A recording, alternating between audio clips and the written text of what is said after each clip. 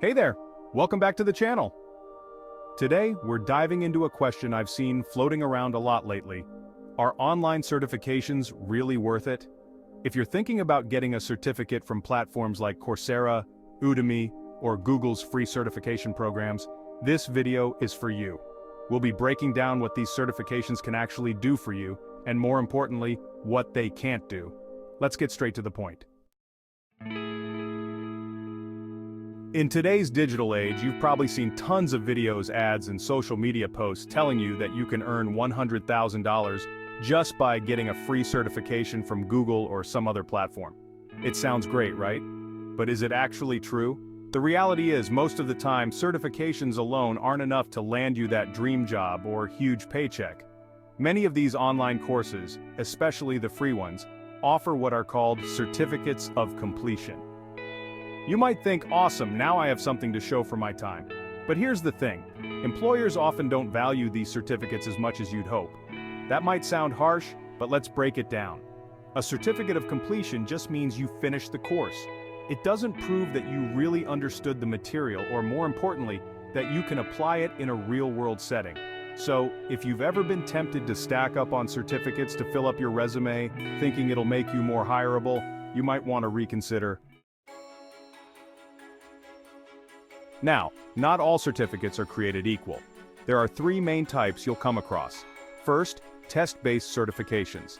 These usually involve a rigorous exam to prove your competency in a specific area. Think AWS, Google Cloud, or Cisco certifications. These are often highly respected in certain industries, especially tech. Second, completion certificates. These are what you get from platforms like Coursera or Udemy after finishing a course. They're easy to obtain, but don't carry much weight with most employers. Third, role-required certifications. In some specific fields, like DevOps or cloud computing, companies might expect certain certifications as a baseline. These are job-specific and can help you meet the minimum qualifications for certain roles. I learned this the hard way early on. When I first started out, I was all about getting as many certificates as I could. I thought, the more certificates I have, the better my chances of landing a job. But that wasn't true. In fact, some hiring managers can actually view multiple certifications negatively. You might look like someone who's more interested in collecting certificates than developing real skills. Trust me, no company wants to hire someone who's focused on just getting paper. What they really care about is whether you can solve their problems, whether you have the real-world skills to generate results. Here's where a lot of people get it wrong. Certifications aren't proof of expertise. Even if you ace a course, what matters is whether you can take what you've learned and apply it. Just having a certificate doesn't prove you can build a real solution or troubleshoot problems in a professional setting. Employers want to know, what have you built, and what's your practical experience? That's why instead of focusing so much on earning certificates, I'd recommend focusing on projects. Build real things, whether it's a personal website, an app, or contributing to open source projects. This is what will set you apart. Okay, so what about bootcamps and degrees? If you have the opportunity, a computer science degree can still be very valuable. It provides a solid foundation and is often highly regarded by employers. But it's not for everyone, especially if you're going the self-taught route. When it comes to bootcamp certifications, it's a mixed bag. Some bootcamps have great reputations, while others not so much. Unless a hiring manager is familiar with the bootcamp, they may view the certification with a bit of skepticism. That's why I'd say project work often trumps a bootcamp certification. Employers care more about seeing what you've actually built and how you've applied what you learned. You've probably also seen claims that you can take these certifications and immediately start earning money on freelance platforms like Upwork or Fiverr. The reality? Freelancing platforms are super competitive.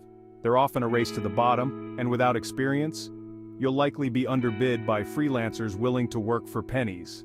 Certifications alone won't be enough to break through. So if you're thinking that a simple Google Ads certification is going to land you $100,000 through freelancing overnight, think again. Building up to that level takes years of experience, proof of work, and a solid client base. So, what are certifications good for then? In some cases, they can help you get your foot in the door, especially if you're new to a field or want to show that you're serious about learning. They also signal to employers that you're a lifelong learner and someone who's committed to improving your skills. But ultimately, certifications should be seen as a tool for learning, not a golden ticket to a six-figure salary. They're valuable for brushing up on skills or filling in knowledge gaps, but the real focus should be on applying what you learn. Online certifications can be worth it, but not in the way most people think. They're great for gaining knowledge and showing that you're dedicated to self-improvement, but they won't replace the importance of real-world experience and practical skills. So use them as a stepping stone, not the end goal. If you found this video helpful, make sure to give it a thumbs up, hit subscribe, and drop a comment below if you've had any experiences with online certifications. Thanks for watching, and I'll see you in the next video.